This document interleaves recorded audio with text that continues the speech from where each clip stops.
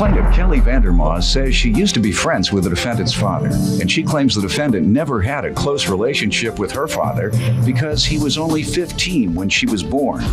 Kelly claims she loaned the defendant's father $10,000 for a car, but he has since passed away, and the defendant now has the vehicle, so Kelly feels she should repay the loan. Defendant Felicia Karsmarzik admits that she was awarded possession of her deceased father's vehicle, but insists it was given to her through probate court, and therefore she feels this issue is settled. Felicia is countersuing for emotional distress. Start with you. I've known Felicia through her father.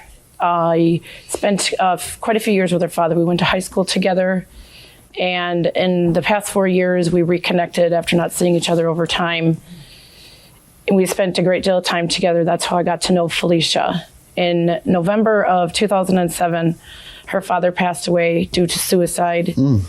Felicia was not very close with her father. I think part of that could have been because Felicia was born when her father was only 15 years old, so they did not have a close relationship. I can recall there was one time where Felicia spent the weekend with us and our families over the Labor Day weekend. And that was about the only time that I can recall her spending much time with her father. And then after his passing, Felicia had inherited all of his items. And there was several things that I had, loaned him over the course of the 2 years that we spent together. And I had borrowed him $10,000 for a car. And in his passing, it all went into Felicia's possession, and I'm just looking to see if I can recover that. Young lady? First of all, like she said, we haven't known each other very long. We met through my father, and he didn't talk about her too much, just that they lived in a connecting duplex. And during that time, my father has called me and others, as well as texting, saying that she has been stalking him, has to know what he's doing, where he is, would enter his house without his consent. Were they dating? As from what I was told from him, no. Okay. I was known that they were just friends, and then they had the connecting duplex together. Did you know about the loan? I knew nothing about the loan up until when he passed away, that she made the statement saying that there was allegedly a payment plan between the two. Did she have anything to back that allegation up? Do I? Did she? I mean, no. When she said that to you, did she say, here, let me show you how No. Or talk to so-and-so, they'll verify it, nothing? No, and that's not true, it did go through probate. Ma'am? That's not true. What did you? That I had showed her, I have a note from the loan was out through a prior relationship that her father had. Mm-hmm. And I have receipts from the bank that a cashier's check was sent to her to pay off the loan of the vehicle. From you? Yes, and I had shown that to her. And also her father's family members, his father knew of the loan and everything, all of the family members. You told her that? Yes, I have.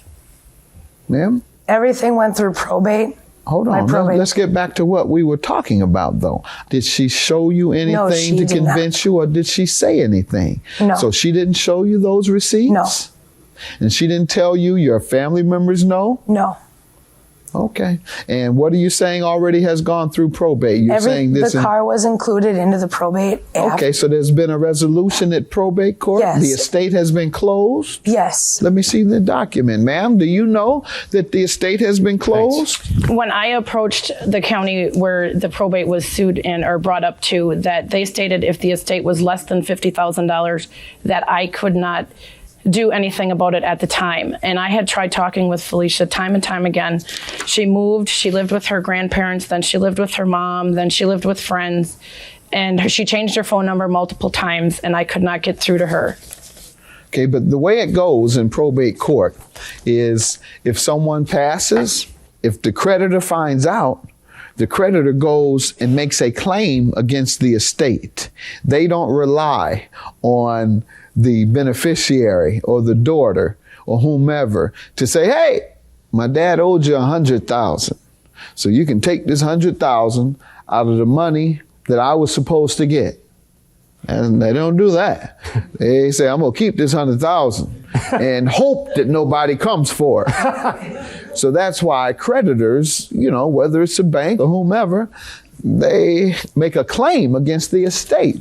And then the judge rules on whether that's a valid claim or not. Now, if you were unable or have not filed a claim against the estate and it was closed when? Looking for the date, ma'am, that you allege it was closed. June of 2008. There was no probate filed in the county. That's why there wasn't anything I could do. And I had multiple conversations with Felicia that she assured me that I would be repaid for anything that I gave her father. I mean, I trusted her because I trusted him. I knew him for almost 20 years. We went to high school together. We spent a lot of time together. We were very good friends. Perhaps I will take a break and go through these documents because perhaps Wisconsin has some law that, and doesn't sound reasonable to me, that if it's under $50,000 that's left behind, you don't have to pay your bills. Or the beneficiary doesn't have to pay the bill that the deceased incurred.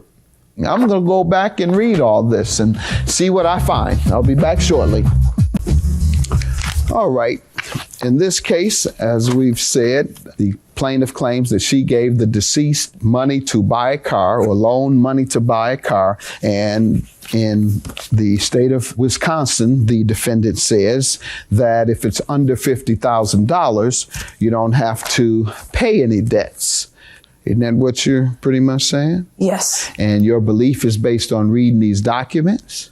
And what my probate officer has told me. Okay, so. no, everything goes by documents, not by what they tell you in court. Everything goes by documents, and you have the final document here. Yes. And it took me a second to find the clause that I thought would be included in any type of probate document when it was finalized. And the clause that is applicable in this case says that you, by accepting the decedent's property under this section, I assume a duty to apply the property transferred for the payment of obligations. See what I'm saying? I'd never heard of an estate not having to pay previous bills owed by the decedent. That's the first thing has to happen before the kids or anyone else get anything. You pay off those bills. And so she is in obligation. And so I'm going to grant her $5,000, which is the maximum we can give. Your claim for emotional distress is for what? Shortly after he passed, she has removed the plates from the 57, which was in a storage unit at a repair shop. And during that time, the police went there and they did find one of the plates at her home. And the other one was my uncle had brought the plate to probate.